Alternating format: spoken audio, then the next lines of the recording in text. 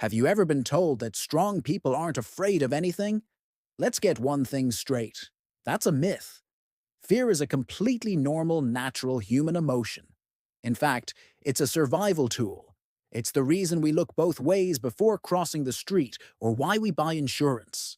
It's our brain's way of saying, hey, be careful. So, if someone claims to be totally fearless, what they're really saying is that their life or the consequences of their actions don't matter much to them. But here's the tricky part.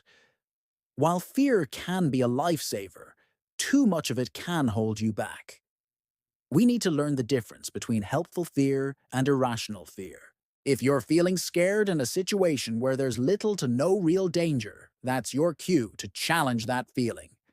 For example, you're at the grocery store and you start worrying that someone might be judging you. It's possible, sure, but is that tiny possibility worth letting them dictate your life? Or what if you worry about a terrorist attack while you're shopping? Again, what are the actual odds? Are you going to let that sliver of a chance stop you from getting what you need? When fear shows up, you have a choice. You can forget everything and run, or you can face everything and recover. The choice is always yours. Think of it like this. Are you a cow or a bison? When a storm approaches, cows turn and run away from it, which only means they end up running with the storm, staying in it for longer. But a bison turns and walks into the storm. It's tougher in the short term, but they get through it much faster. If you choose to be the bison, you have to commit.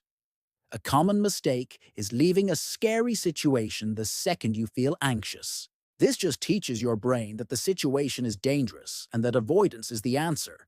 Instead, you need to stay put until your anxiety drops significantly, by at least half, or for a good while, like 90 minutes. Imagine your anxiety is a hill. When you face your fear, your anxiety will climb and climb until it reaches a peak. It might feel overwhelming, and you might think you can't handle it, but what goes up must come down. The anxiety will eventually start to decrease on its own. The key is accepting that it will rise, but having faith that it will also fall. So, let's recap quickly. First, fear is normal and even helpful. Second, you always have a choice in how you respond. Third, be the bison. Walk through the storm. And fourth, remember the anxiety hill. What goes up will come down.